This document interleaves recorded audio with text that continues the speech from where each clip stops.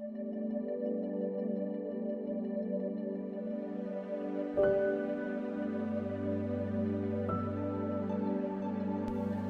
मसीह नासरी के अजीम और जलाली नाम में मैं आप सबकी खिदमत में सलाम अर्ज़ करता हूँ और रास्तबाजी के कामों के कलाम में आज के मैं दूसरे हिस्सा में आप सबको खुशामदीद कहता हूँ। खुदा के लोगों, हमने पिछले हिस्सा में जो बातें सीखी थी कि यहूदी रबी तालीम किस तरह देते थे और पहाड़ी बाज का हमारी ज़िंदगी पर क्या ताल्लुक है, क्या इसके साथ हमारा ताल्लुक है और बेशुमार बातों की। रास्तबाजी के काम बेसिकली 3 काम थे। एक था खैरात करना और एक था दुआ करना और एक था रोज़ा रखना। ये तीनों काम वो थे जो यीशु मसीह नासरी ने उन्हें सिखाया कि तुम इसको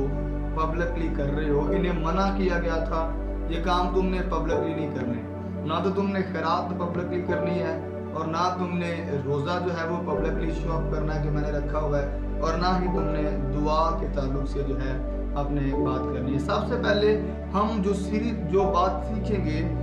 वो दुआ के ताल्लुक से है। खुदा के लोगों किताब खुदा में लिखे जब तुम दुआ करो तो रियाकारों की मानिंद ना बनो, क्योंकि वो इबादत खानों में और बाजारों के मोड़ों पर खड़े होकर दुआ करना पसंद करते हैं। किताब खुदा में जब हम इस रियाकार लफ्ज़ की एटमोलॉजी देखें तो रियाकार का मतलब है ड्रामेबाज या फराडिया। उनके यहाँ ये दस्तूर था कि वो दुआ जो थे वो मोड़ों पर खड़े होकर करते थे और उनका ये मसला था कि वो लोगों को दिखाते थे। अमूमन उनके यहाँ ज़्यादातर ये तरीका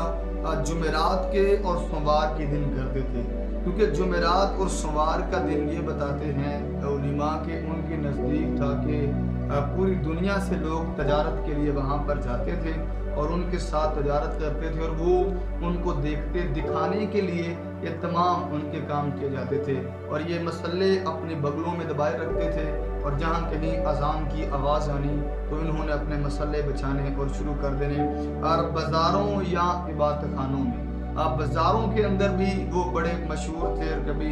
किसी कॉर्नर पर खड़े हो जाना बाज़ार के, कभी किसी कॉर्नर पर खड़े हो जाना जहाँ देखना लोग ज़्यादा हैं और उन्होंने अपनी दुआ को जो है वो शुरू कर देना। कलाम में लिखा है कि रियाकारों की मानिंद ना बनो, और लिखा हुआ है कि ताकि लोग उनको देखें। लोगों से मुराद यहाँ ली जा रही है गैर अक़वाम के लोग देखें, क्योंकि यहूदी जो थे वो तो एक दूसरे का रवैया जानते थे कि वो कैसे थे, तो वो गैर कौमों को दिखाने के लिए ताकि गैर कौमें इनके बारे में कहें जी कि ये बड़े इबादत गुजार बंदे हैं, बड़े रिलीजियस लोग हैं, ये मजहबी तौर पर बड़े एक्टिव हैं और ये बड़ी दुआएं करते हैं और ये मोड़ों पर खड़े होकर दुआएं करना जो है वो पसंद करते हैं। और इनके यहाँ ये दस्तूर था, ये दिखाते थे, मगर मनाही की गई थी कि ज़िंदगी के अंदर ये तुमने पब्लिकली काम नहीं करना, बल्कि इसको अपनी ज़िंदगी में अपनी ज़ात के लिए तुमने करना है। तो बेहतर यही है कि तुम